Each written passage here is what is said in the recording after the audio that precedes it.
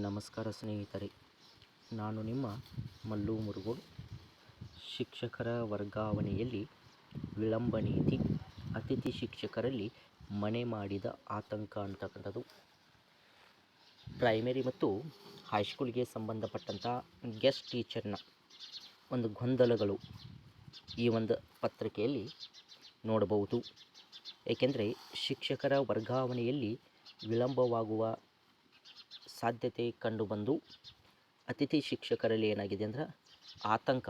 ಏಕೆಂದರೆ ಯಾರ ಒಂದು ಹುದ್ದೆ ಯಾವಾಗ ಅದು ಖಾಲಿ ಆಗ್ತದ ಅಥವಾ ಆ ಪೋಸ್ಟಿಗೆ ಯಾರು ಪರ್ಮನೆಂಟ್ ಟೀಚರ್ ಬರ್ತಾರೆ ಅಂತಕ್ಕಂಥ ಒಂದು ಗೊಂದಲದಲ್ಲಿವೆ ಅಂತಕ್ಕಂಥದ್ದು ಏನಿದು ನೋಡಿ ಮಾಹಿತಿ ಅಂತಕ್ಕಂಥದ್ದು. ಶಿಕ್ಷಕರ ಮತ್ತು ವಿದ್ಯಾರ್ಥಿಗಳ ಅನುಪಾತದ ಅಡಿಯಲ್ಲಿ ಪ್ರಾಥಮಿಕ ಮತ್ತು ಪ್ರೌಢಶಾಲಾ ಹೆಚ್ಚುವರಿ ಶಿಕ್ಷಕರ ವರ್ಗಾವಣೆ ಮಾಡದೆ ಶಿಕ್ಷಣ ಇಲಾಖೆ ಕಣ್ಣಾಮುಚ್ಚಾಲೆ ಆಟ ಆಡುತ್ತಿದೆ. ರಾಜ್ಯದಲ್ಲಿ 30 ವಿದ್ಯಾರ್ಥಿಗಳಿಗೆ ಮಕ್ಕಳಿಗೆ ಓರ್ವ ಶಿಕ್ಷಕ ಇರಬೇಕು ಎಂಬ ನಿಯಮ ಇದೆ. ಬಹುತೇಕ ಪಟ್ಟಣದ ಶಾಲೆಗಳಲ್ಲಿ 20 ಮಕ್ಕಳಿಗೆ ಓರ್ವ ಶಿಕ್ಷಕರಿದ್ದಾರೆ. ರಾಜ್ಯದ ಪ್ರತಿ ಗ್ರಾಮೀಣ ಪ್ರದೇಶಗಳಲ್ಲಿ ಶಿಕ್ಷಕರ ಕೊರತೆ ಎದ್ದು ಕಾಣುತ್ತಿದೆ. ರಾಜ್ಯದಲ್ಲಿ 51,000 ಅತಿಥಿ ಶಿಕ್ಷಕರನ್ನು ನೇಮಕ ಮಾಡಿಕೊಳ್ಳಲಾಗಿದೆ. ಅವರನ್ನು ಎಲ್ಲೆಡೆ ನಿಯೋಜನೆಯನ್ನು ಮಾಡಲಾಗಿದೆ. ಒಂದು ವೇಳೆ 15,000 ಹೆಚ್ಚುವರಿ ಶಿಕ್ಷಕರನ್ನು ವರ್ಗಾವಣೆ ಮಾಡಿದರೆ ಅವರು ಅತಿಥಿ ಶಿಕ್ಷಕರ ಸ್ಥಾನಕ್ಕೆ ಹೋಗಬೇಕು. ಆಗ ನಮ್ಮ ಪಾಡೇನು ಎನ್ನುವುದು ಅತಿಥಿ ಶಿಕ್ಷಕರ ಆತಂಕಕ್ಕೆ ಕಾರಣವಾಗಿದೆ ಅಂತಕ್ಕಂಥದ್ದು. ಈಗಾಗಲೇ 20,000 ಶಿಕ್ಷಕರ ನೇಮಕಾತಿಗೆ ಅನುಮತಿಗಾಗಿ ಹಣಕಾಸು ಇಲಾಖೆಗೆ ಸಲ್ಲಿಸಲಾಗಿದೆ. ಆದರೆ ನೀವು ಮೊದಲು ಹೆಚ್ಚುವರಿ ಶಿಕ್ಷಕರ ವರ್ಗಾವಣೆ ಪೂರ್ಣಗೊಳಿಸಿದ ನಂತರ ನೇಮಕಾತಿಗೆ ಅನುಮತಿ ಕೊಡಲಾಗುತ್ತದೆ ಎಂದು ಹಣಕಾಸು ಇಲಾಖೆ ಹೇಳುತ್ತಿದೆ ಅಂತಕ್ಕಂಥದ್ದು. ಪಟ್ಟಣ ಪ್ರದೇಶಗಳ ಶಾಲೆಗಳಲ್ಲಿ ಇರುವ ಹೆಚ್ಚುವರಿ ಶಿಕ್ಷಕರ ಕೊರತೆ ಇರುವ ಶಾಲೆಗಳಿಗೆ ವರ್ಗಾವಣೆ ಮಾಡುವ ಪ್ರಕ್ರಿಯೆ. ಹೆಚ್ಚುವರಿ ಶಿಕ್ಷಕರ ವರ್ಗಾವಣೆಗೆ ಇನ್ನೂ ಮುಹೂರ್ತ ಕೂಡಿ ಬಂದಿಲ್ಲ. ಪ್ರತಿ 2 ವರ್ಷಕ್ಕೊಮ್ಮೆ ಈ ಹೆಚ್ಚುವರಿ ಶಿಕ್ಷಕರ ವರ್ಗಾವಣೆ ನಡೆಯುತ್ತಿದ್ದು, ಈ ಬಾರಿ ಕಳೆದ ಮೇ 29ರಂದು ವರ್ಗಾವಣೆ ಆರಂಭವಾಗಿ ಜುಲೈ 15ಕ್ಕೆ ಎಲ್ಲ ಪ್ರಕ್ರಿಯೆಗಳು ಮುಗಿದು ಶಿಕ್ಷಕರ ನಿಯೋಜಿತ ಶಾಲೆಗಳಿಗೆ ಹಾಜರಾಗಬೇಕಿತ್ತು. ಆದರೆ ಕಳೆದ 2 ವಾರಗಳಿಂದ ವರ್ಗಾವಣೆಯ ಯಾವುದೇ ಪ್ರಕ್ರಿಯೆ ನಡೆಯದೇ ಇರುವುದು ವರ್ಗಾವಣೆ ಆಕಾಂಕ್ಷಿಗಳ ಶಿಕ್ಷಕರಿಗೆ ಬೇಸರ ತರಿಸಿದೆ ಅಂತಕ್ಕಂಥದ್ದು.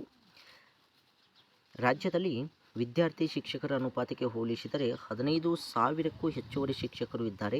ರಾಜ್ಯದ ಎಲ್ಲ ಶಾಲೆಗಳಲ್ಲಿ ಸುಮಾರು 51,000 ಶಿಕ್ಷಕರ ಕೊರತೆ ಇದೆ.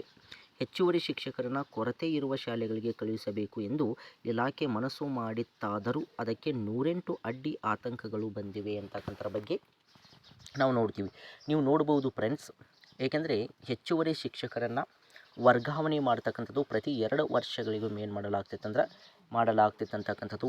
ಇದರಿಂದ ಶಿಕ್ಷಕರ ಕೊರತೆ ಇದ್ದಂಥ ಶಾಲೆಗಳಿಗೆ ಅವರನ್ನು ವರ್ಗಾವಣೆ ಮಾಡಲಾಗ್ತಿತ್ತು. ಆದರೆ ಅದು ಮೇ 29ರಿಂದ ಜುಲೈ 15ರವರೆಗೆ ಪ್ರಕ್ರಿಯೆ ಮುಗಿಯಬೇಕಾಗಿತ್ತು. ಆದರೆ ಅದು ಇನ್ನೂ ಮುಗಿದಿಲ್ಲ ಅಂತಕ್ಕಂಥದ್ದು. ಯಾವಾಗ ಹೆಚ್ಚುವರಿ ಶಿಕ್ಷಕರ ವರ್ಗಾವಣೆ ಆಗುತ್ತಲ್ಲ, ಆವಾಗ ನಾವು ಏನು ಮಾಡ್ತೀವಿ ಅಂದ್ರೆ ಹೊಸ ನೇಮಕಾತಿಯ ಒಂದು ಹುದ್ದೆಗಳಿಗೆ ಅನುಮತಿಯನ್ನು ನೀಡ್ತೀವಿ ಅಂತಕ್ಕಂಥದ್ರ ಬಗ್ಗೆಯೂ ಕೂಡ ಈ ಆರ್ಥಿಕ ಇಲಾಖೆ ಸ್ಪಷ್ಟಪಡಿಸಿದೆ ಅಂತಕ್ಕಂಥದ್ದು. ಅದರ ಜೊತೆಗೆ ಅತಿಥಿ ಶಿಕ್ಷಕರಿಗೂ ಕೂಡ ಒಂದು ಆತಂಕ ಉಂಟಾಗಿದೆ. ಏಕೆಂದರೆ ಯಾರಾದರೂ ವರ್ಗಾವಣೆಗೊಂಡು ಅತಿಥಿ ಶಿಕ್ಷಕರ ಸ್ಥಾನಕ್ಕೆ ಬಂದರೆ ಆವಾಗ ಅತಿಥಿ ಶಿಕ್ಷಕರು ಆ ಶಾಲೆಯಿಂದ ಹೊರಬರಬೇಕಾದಂಥ ಪರಿಸ್ಥಿತಿ ಉಂಟಾಗ್ತದೆ.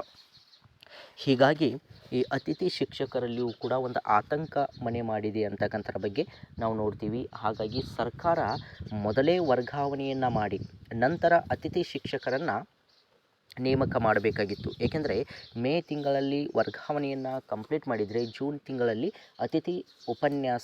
ಅತಿಥಿ ಶಿಕ್ಷಕರನ್ನು ನೇಮಕಾತಿ ಮಾಡಿಕೊಳ್ತಕ್ಕಂಥ ಒಂದು ಸಂದರ್ಭ ಕಂಡುಬರ್ತಿತ್ತು. ಆದರೆ ಇನ್ನೂವರೆಗೂ ಕೂಡ ಈಗ ಜೂನ್ ಜುಲೈನಲ್ಲಿ ಎಲ್ಲ ಅತಿಥಿ ಶಿಕ್ಷಕರು ಕೂಡ ತಮ್ಮ ಶಾಲೆಗಳಲ್ಲಿ ಕೆಲಸವನ್ನು ನಿರ್ವಹಿಸಿದ್ದು, ಆದರೆ ಇನ್ನೂ ವರ್ಗಾವಣೆ ಪ್ರಕ್ರಿಯೆ ಪೂರ್ಣಗೊಂಡಿಲ್ಲ. ಅದರ ಪ್ರಕ್ರಿಯೆಯೂ ಕೂಡ ಪ್ರಾರಂಭವಾಗದೇ ಇರುವುದು ಒಂದು ಆತಂಕದ ವಿಷಯವಾಗಿದೆ ಅಂತಕ್ಕಂಥದ್ದು. ಇದು ನಿಮಗೆ ಪ್ರಮುಖವಾದಂಥ ಒಂದು ಮಾಹಿತಿ ಅಂತಕ್ಕಂಥದ್ದು. ಮಾಹಿತಿ ಇಷ್ಟವಾಗಿದ್ದರೆ ನಮ್ಮ ಚಾನಲನ್ನು ಸಬ್ಸ್ಕ್ರೈಬ್ ಮಾಡಿಕೊಳ್ಳಿ, ಪಕ್ಕದಲ್ಲಿರ್ತಕ್ಕಂಥ ಬೆಲ್ ಐಕನನ್ನು ಆನ್ ಮಾಡಿಕೊಳ್ಳಿ. ಎಲ್ಲರಿಗೂ ಧನ್ಯವಾದಗಳು.